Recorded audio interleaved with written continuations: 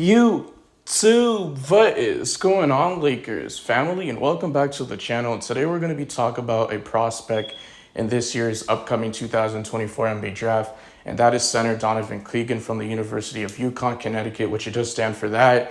And I'm also going to give you guys my thoughts and my opinions on how I feel about him and what you guys need to know about him, right? But before I get straight into the video, guys, I'd really appreciate if you can do me a favor is one, like the video, would really help the algorithm on the channel a lot, so people can like, share, comment, all that good stuff.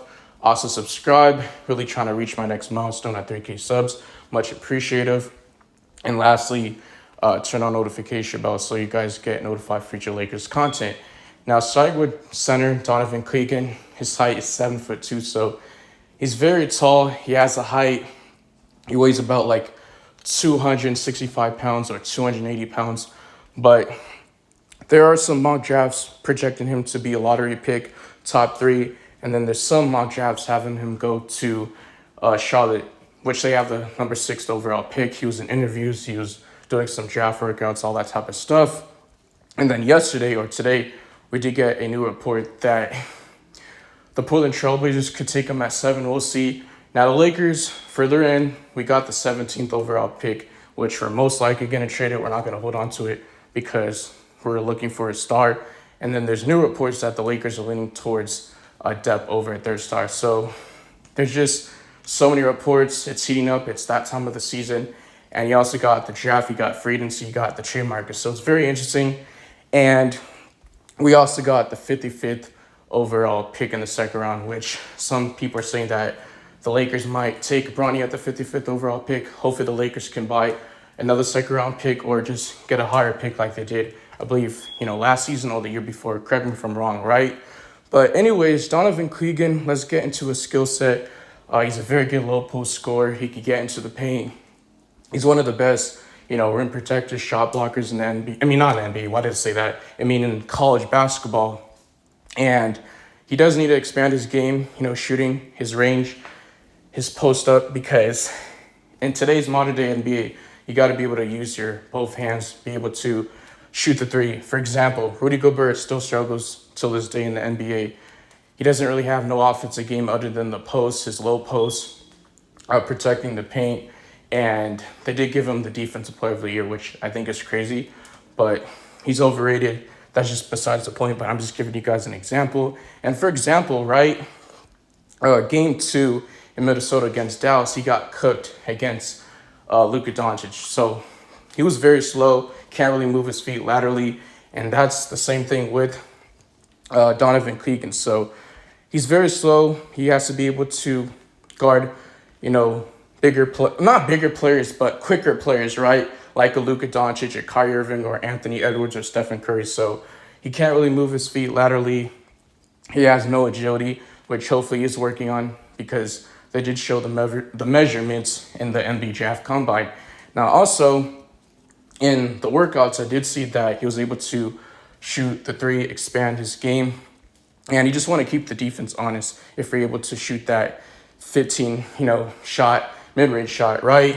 Because if you can't, teams are just going to hunt you down like Rudy Gobert, right? So those are just my thoughts on this whole situation. Now, I will say his sophomore year at the University of Yukon, he did average around 13 points per game, shooting 63.9% from the field, 7.4 rebounds, 1.5 assists, 2.5 blocks, which is very good. 2.5 blocks is very impressive.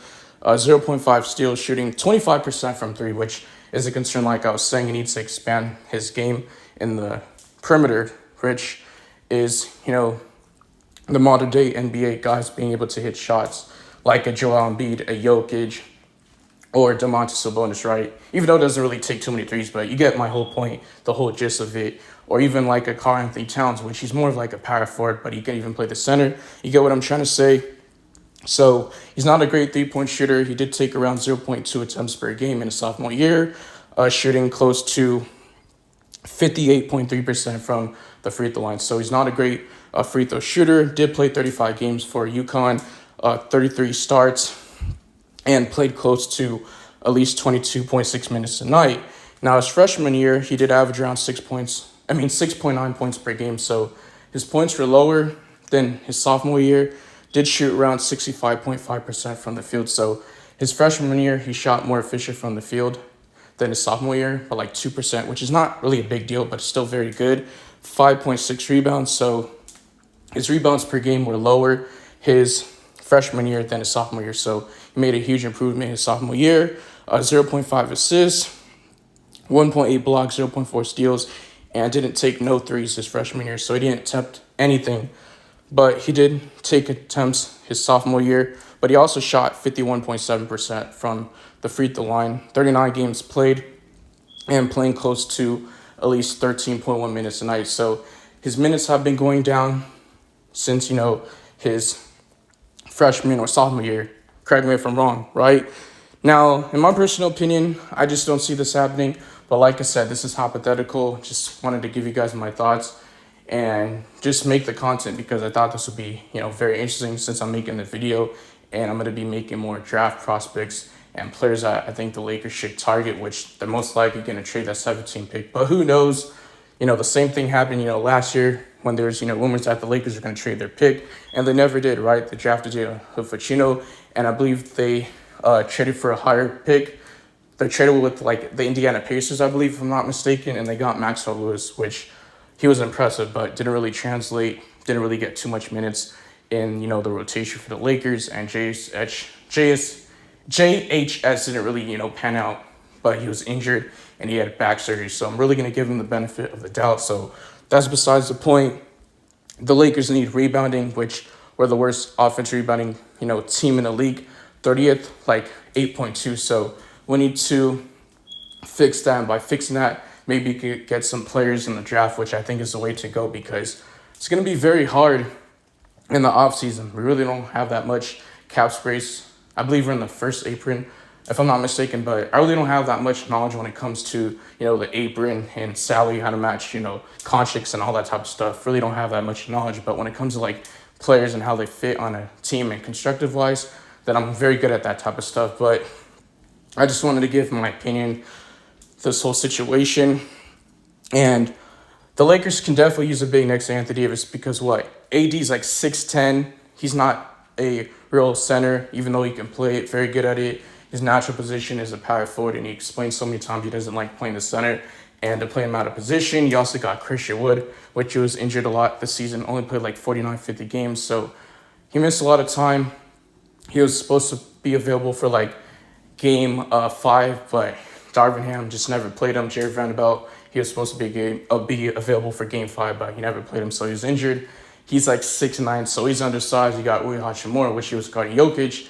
He's 6'9", can't really move his feet laterally. Yes, he could play defense at times, but he's going to get cooked. So he's very slow, has no agility, has no speed whatsoever. So the Lakers, they need to improve. They need to upgrade.